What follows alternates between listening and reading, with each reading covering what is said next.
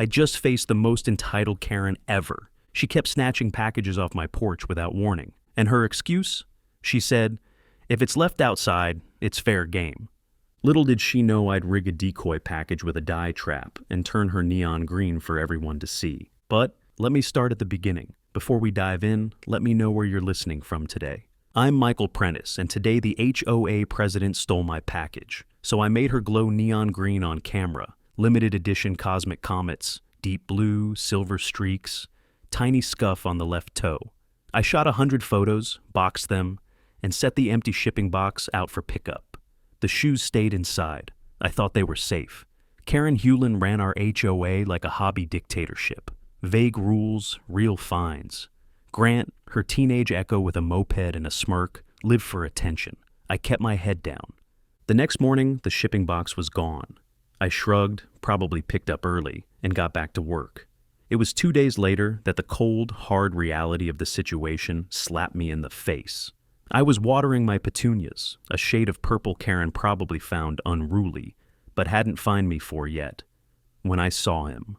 Grant Hewland, swaggering down the sidewalk with his friends, a little too loud, a little too obnoxious. And on his feet, a pair of deep blue sneakers with shimmering silver streaks, my cosmic comets. I felt the watering can slip a little in my hand. It couldn't be. It was just a coincidence, right? There were thousands of these shoes made, but then I saw it, a tiny scuff mark on the left toe, something that had happened when I'd stumbled over my own feet trying them on for the first time in my living room. My heart started pounding. It was a unique, tiny imperfection, like a fingerprint. Those were my shoes. My $350 limited edition, prize-winning shoes were on the feet of this smirking little jerk, who probably thought they were just regular old sneakers. He caught me staring. He looked down at his feet, then back up at me, and gave me the smuggest, most punchable grin I have ever seen in my life. He knew. He absolutely knew. He lifted his foot, admired the shoe as if he were seeing it for the first time, and then winked at me before turning and laughing with his friends. I checked the foyer. The shoebox I'd set by the door was gone. Karen's midday shrub inspection yesterday? That's when she slipped in and took them. I'd left the front door propped open for 10 minutes, hauling mulch. She only needed 30 seconds. The rage that filled me was hot and immediate.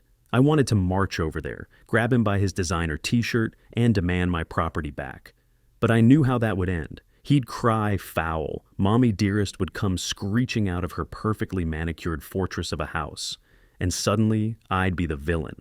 I'd be the crazy guy harassing a poor, innocent teenager. Karen would probably fine me for aggressive gardening, or something equally absurd. My best friend Dave had always warned me about letting my temper get the best of me. "Think it through, Mike," he'd say. "Don't give them an excuse." So, I stood there, frozen, watering can dripping onto the pavement, and watched my prized possessions walk away on the feet of a thief. The injustice of it was a physical thing, a knot tightening in my stomach. This wasn't just about a pair of sneakers anymore. This was about a bully who thought he could take whatever he wanted without consequences, backed by a mother who ruled our neighborhood like her own private kingdom. I turned off the water, went inside, and sat down at my kitchen table, my mind racing. They thought I was just another quiet resident who would roll over and take it. They had no idea who they were dealing with. I wasn't going to get angry. I was going to get smart. This little family dynasty of petty theft and tyranny had just made its last mistake, and it was currently scuffing up the evidence all over the neighborhood sidewalk. The game, as they say, was on. But first, I had to be smarter than them. And that meant following the rules they so gleefully ignored. I needed to build a case so solid, so undeniable, that even Karen couldn't wiggle her way out of it. The question wasn't if I was going to get my shoes back. It was how I was going to make them regret ever setting eyes on my porch. I called Dave. "Don't swing, trap them," he said. He was right. I'd document everything and make the proof undeniable. They had drawn first blood, but I was about to build a case that would show everyone in the neighborhood what the Hewlins were really all about. The first step was to establish a pattern. This single incident, as infuriating as it was, could be dismissed. Grant could claim he bought them himself. Karen would back him up, probably producing a fake receipt she printed in her craft room. I needed more, so I started a log. I bought a crisp new notebook and a pen with dark, official-looking black ink. I labeled the first page, "The Hewland File." It felt a little dramatic, but it also felt good. I wrote down the date and time my package was delivered, citing the email confirmation from the shipping company. I wrote down the date and time I first noticed it was missing. And then, with great painstaking detail, I described the encounter with Grant. I drew a little sketch of the shoe, circling the location of the unique scuff mark. It was cathartic. I was no longer just a victim of a random porch pirate. I was an investigator building a case. I was taking control. Little did I know, my little notebook was about to get very, very full, because the Hewlands were just getting started. The sneaker incident wasn't an isolated event. It was an opening salvo in a war I didn't even know I was fighting. And the next battle was going to hit even closer to home, proving that their audacity knew no bounds. My little Hewland file started to fill up faster than I could have imagined. After the sneaker incident, it was like they had painted a target on my house. A few days later, I got an official HOA violation notice taped to my front door. My crime? My garden hose was improperly coiled. I stared at the hose. It was coiled. Maybe not in the perfect concentric circles that Karen dreamed of, but it was far from a mess. The fine was $50. I paid it, but not before taking a picture of the hose, printing it out, and stapling it to a new page in my logbook, along with a copy of the violation. A week after that, another notice appeared. This time, my mailbox flag was allegedly left in the up position for more than 24 hours, a violation of a rule so obscure, I was pretty sure Karen had just made it up. Another $50, another entry in the file. It was death by 1,000 paper cuts. Each fine was small enough that fighting it would be more trouble than it was worth, which was exactly how Karen wanted it. She was bleeding us dry, $50 at a time, for offenses that were either imaginary or ridiculously petty. I started talking to my neighbors, quietly at first. I'd catch old Mr. Henderson while he was getting his mail and ask him if he'd had any similar issues. His eyes lit up with a weary kind of anger. "That woman," he grumbled, "fined me because my wind chimes were," and I quote, "creating tonal discord. They were a gift from my late wife. Mrs. Gable from across the street told me she was fined because her welcome mat had faded from a vibrant teal to a distressed aqua, which apparently wasn't on the approved color palette. Every conversation revealed a new layer of Karen's tyrannical reign.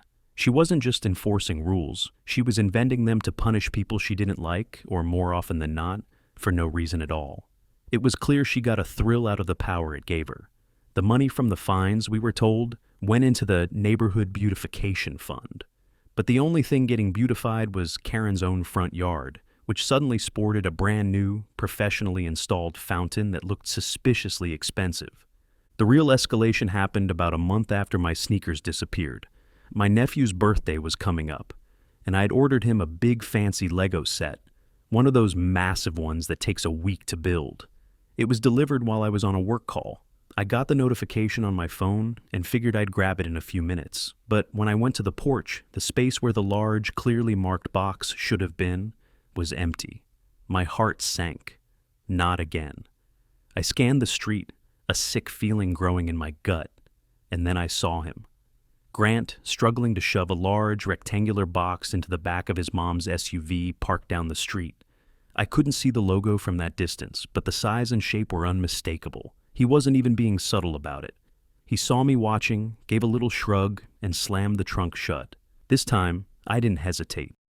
The sneakers were one thing. They were my property, and it was infuriating. But a gift for my 9-year-old nephew? That crossed a different line. That was a level of cruel, brazen theft that I couldn't ignore. I pulled out my phone and immediately dialed the non-emergency police number. I knew, from a legal standpoint, I didn't have much.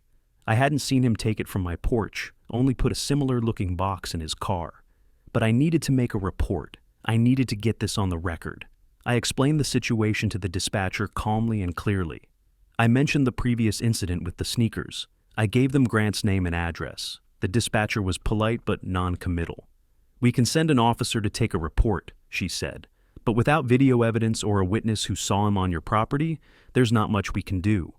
I knew she was right, but I insisted. "I understand," I said, "but I need this documented. I want a police report number, This is a pattern of behavior. An hour later, a tired-looking officer showed up at my door. I walked him through everything, showing him the delivery confirmation email for the Lego set, and my now growing Hewland file. He was sympathetic, but realistic. He took my statement, looked over my notes, and gave me a weary sigh.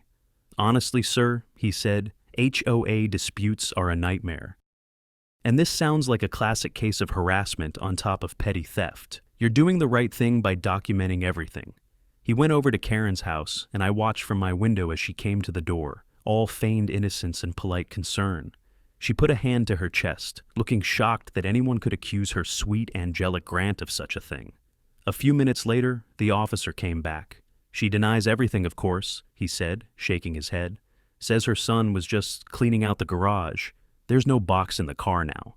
Without more, my hands are tied. But he did give me what I wanted. A case number, case 124.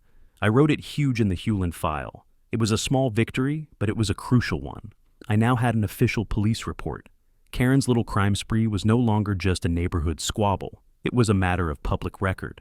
That night, I updated my file. I wrote down the date, the time, the item stolen, and the official police report number in big, bold letters. I felt a grim sense of satisfaction.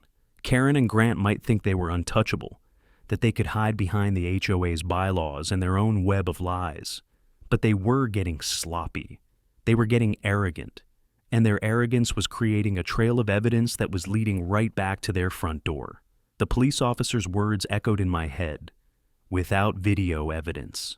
It was a light bulb moment. If the authorities couldn't act without proof, then I would just have to get them that proof.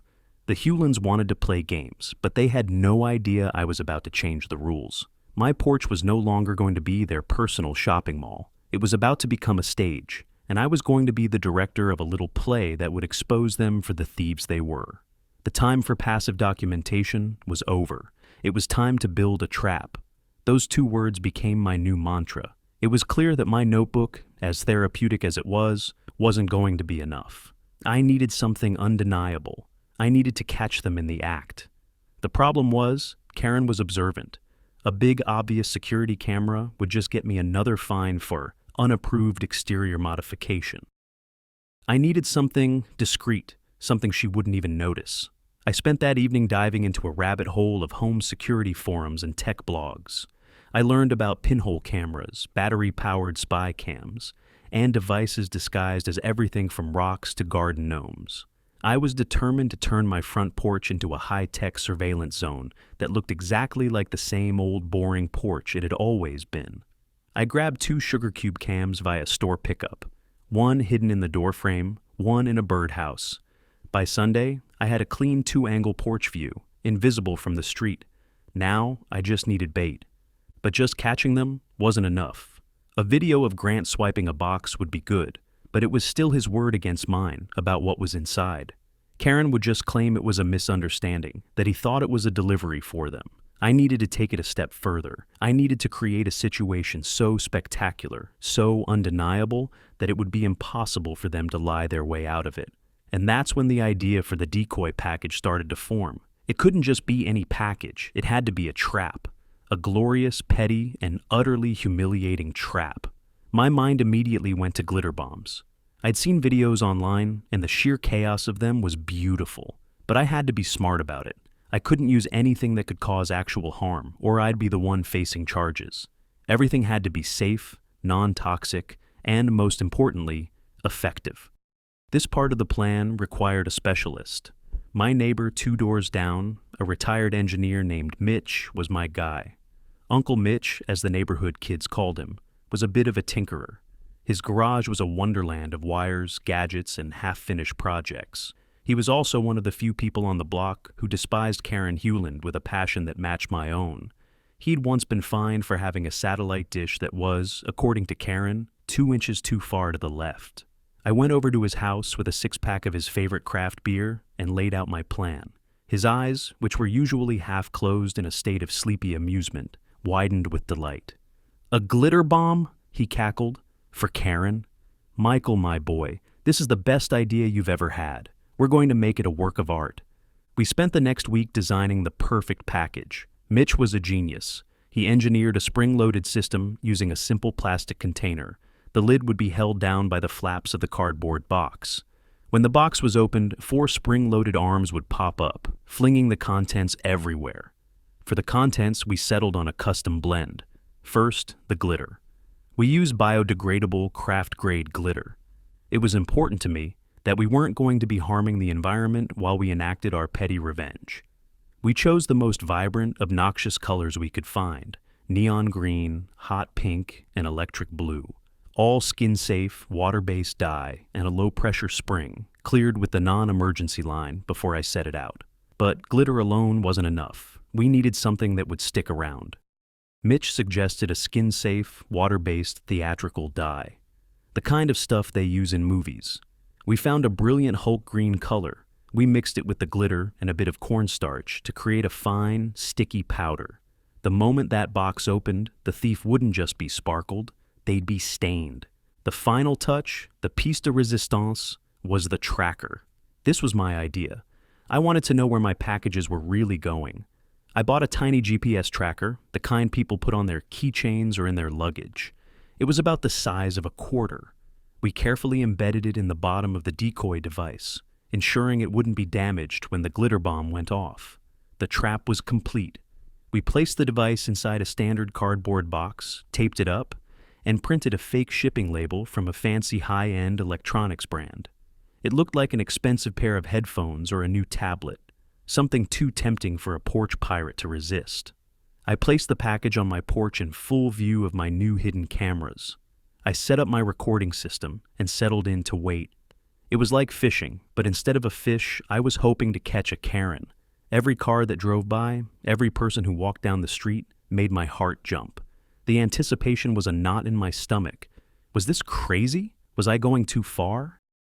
Then I thought about my sneakers, my nephew's LEGO set, and all the ridiculous fines. No, this wasn't too far. This was justice. And I had a feeling justice was about to get very, very green. The decoy package sat on my porch for 2 full days. It was a nerve-wracking wait.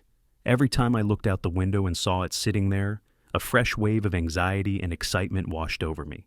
I reviewed the camera footage from the first night. Nothing. Just a stray cat and a raccoon who seemed very interested in my recycling bin. I started to worry.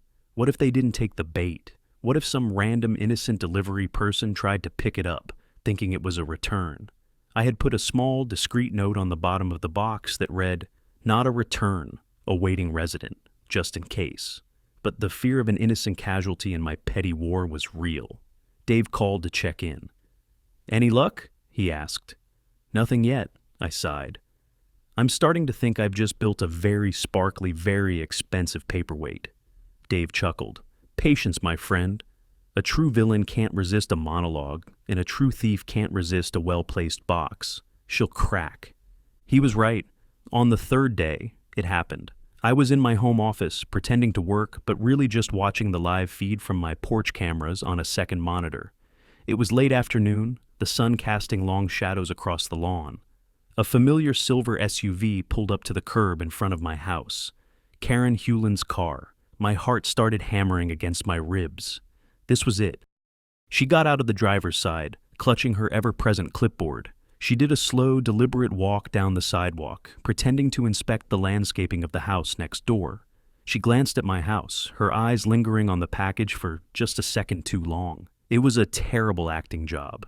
She was trying to look casual, but she moved with the predatory stillness of a shark that's just spotted a seal. She made a show of checking her phone, then looked up and down the street. It was quiet. Most people were still at work. She must have thought the coast was clear. With one last furtive glance around, she marched directly up my walkway, onto my porch, and snatched the box. She didn't even break her stride. It was a smooth, practiced motion. She tucked the box under her arm, turned, and walked briskly back to her car, the clipboard now abandoned on the passenger seat. The whole thing took less than 10 seconds. I had it all on video, from 2 different angles, in glorious high definition.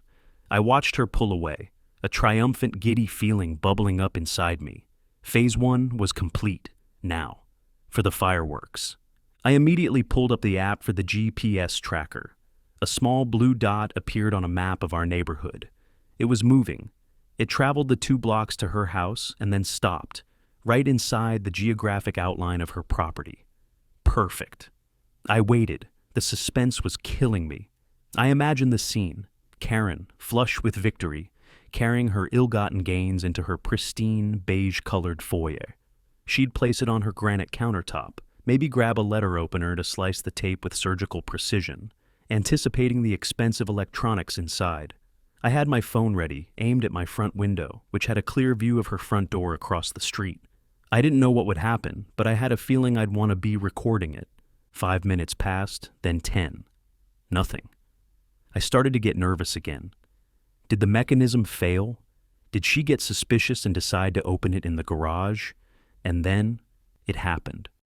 I heard a faint popping sound, quickly muffled. It was followed by a shriek of pure, unfiltered rage that was so loud I could hear it clearly from across the street. She opened it in her entry. The tracker cam heard the pop. Then she burst onto the porch, glowing neon green and screaming. She wasn't just dusted with it, she was coated. She looked like a radioactive swamp monster who had just lost a fight with a unicorn. Her face was a mask of disbelief and fury. She had green glitter in her hair, on her face, down her shirt. Her hands were bright, Hulk green from the dye. She stumbled out onto her porch, sputtering and clawing at her face, which only succeeded in smearing the green dye into a more uniform, ghastly shade. She looked around wildly, as if trying to figure out where the attack had come from. Her eyes locked onto my house. I was still filming with my phone, trying my best to stifle my laughter. She saw me. Our eyes met from across the street. The look on her face was pure, unadulterated hatred. She pointed a trembling, bright green finger at me and screamed something incoherent, a string of curses lost to the wind. It was the single most beautiful thing I had ever seen. The thumbnail moment. The great and powerful Karen Hewland, HOA president and neighborhood tyrant, standing on her own front porch looking like a muppet that had exploded. I saved the video, a wide grin spreading across my face. She had taken the bait, sprung the trap, and now she was wearing the evidence.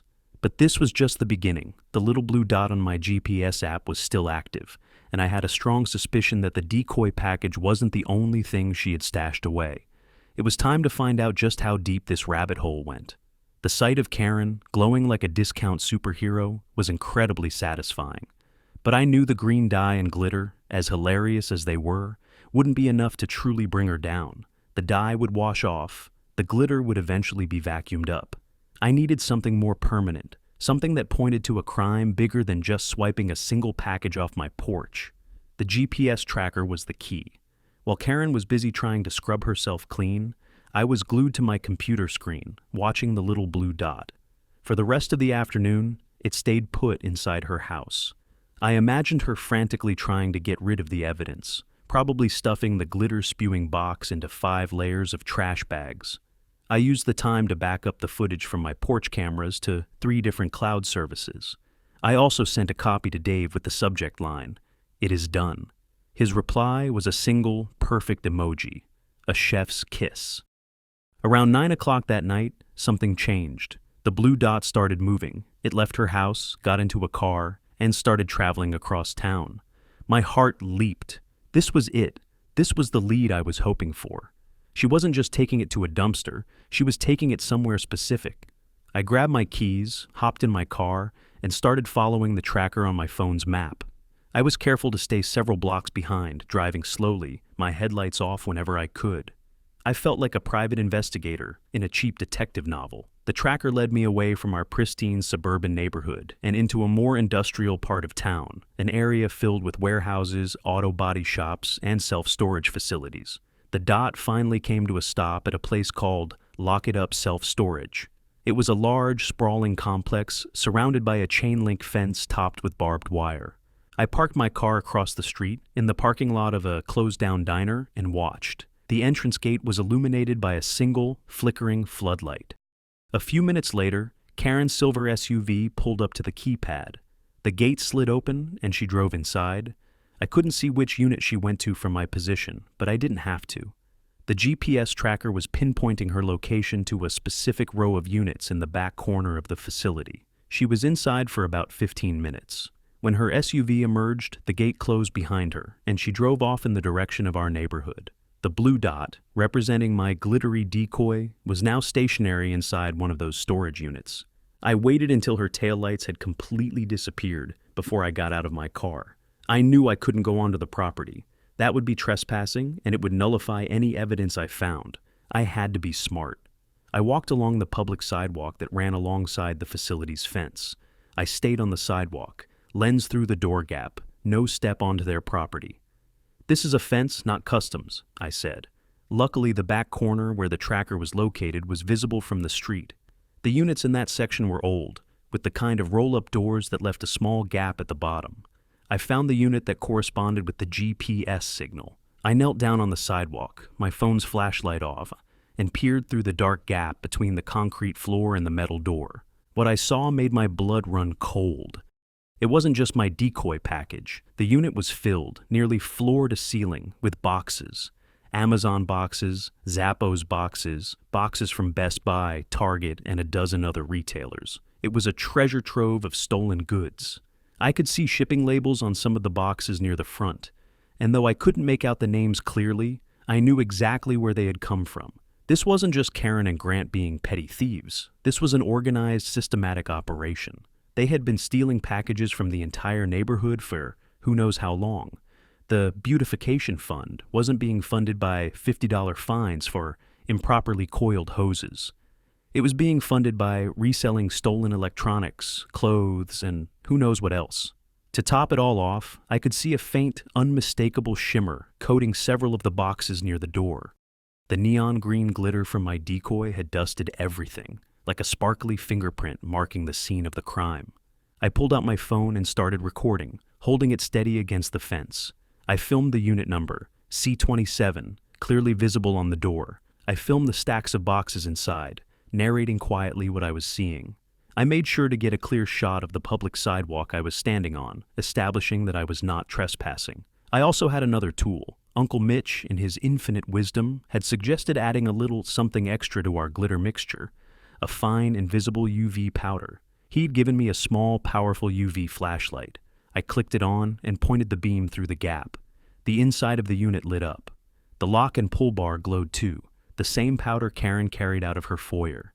The glitter glowed, of course, but so did a fine dusting of powder on dozens of other boxes, proving they had been in close proximity to my opened decoy.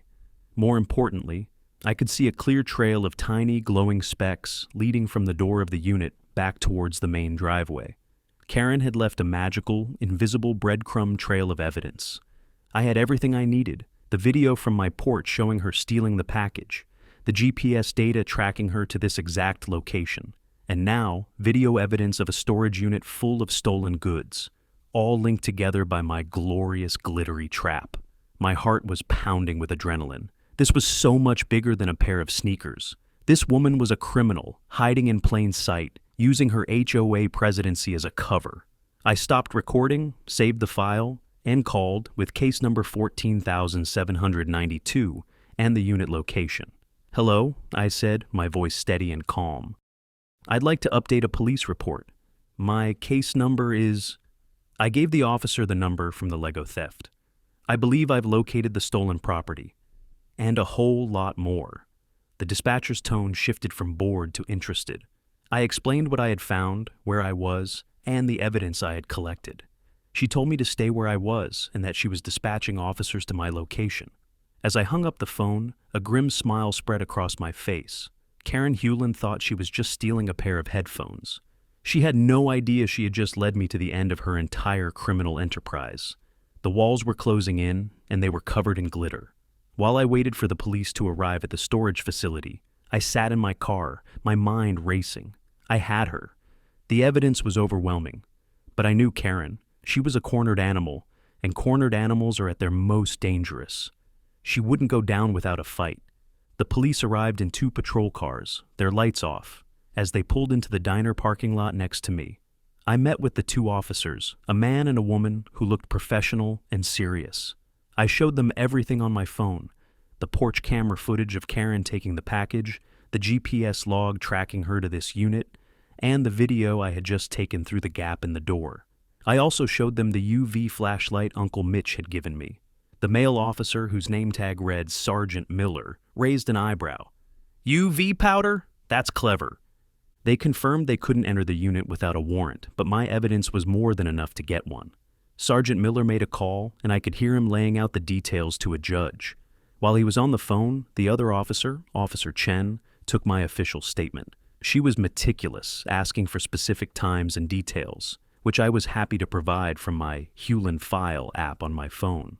They were impressed with the level of documentation. "You've done most of our job for us," Officer Chen said with a small smile. The warrant was approved verbally over the phone, and with that, things started moving quickly. They called for a forensics team and a detective. They couldn't just cut the lock. It had to be processed as a crime scene. I gave them my contact information, and they told me they would be in touch. As I drove home, I felt a huge weight lift off my shoulders. It was out of my hands now, in the best possible way. The professionals had taken over. The next morning, I woke up feeling like a new man. The sun was shining, the birds were singing, and for the first time in months, I didn't feel a sense of dread when I looked out my front window. But the peace didn't last long. Around noon, my doorbell rang. I looked through the peephole and saw two large, imposing men standing on my porch. They were both wearing black polo shirts with a cheap-looking embroidered logo that said HOA Security. I had lived in the neighborhood for 5 years and had never seen or heard of an official HOA security patrol. There isn't one in our bylaws. These were Karen's hired muscle. They looked more like bouncers from a seedy nightclub than neighborhood watch. One was tall and lanky with a sour expression. The other was built like a refrigerator and was cracking his knuckles. I opened the door, leaving the chain on. "Can I help you?" I asked, keeping my voice neutral. The refrigerator-sized one spoke, his voice a low rumble. "Michael Prentice? We're with HOA Security. The president, Ms. Hewland, has received a complaint about unauthorized surveillance equipment on your property." I had to give Karen credit. She was bold. Even with her criminal enterprise on the verge of collapse, she was still trying to use the HOA to intimidate me. "I don't know what you're talking about," I said calmly. "Also, I've never seen you before. Can I see some identification?" The lanky one sneered. "We're the identification." He pointed a thick finger at my doorbell camera. "That's a violation. We're here to ensure compliance." It was a clear threat. They weren't security. They were thugs she had hired to scare me. My blood started to boil, but I remembered Dave's advice. Stay calm. Don't give them an excuse. "Look, guys," I said, "if you have an official HOA matter to discuss, you can send me a letter, just like Karen usually does. Now, if you'll excuse me, I'm busy." I started to close the door, but the big guy put his hand on it, stopping it. "We're not done."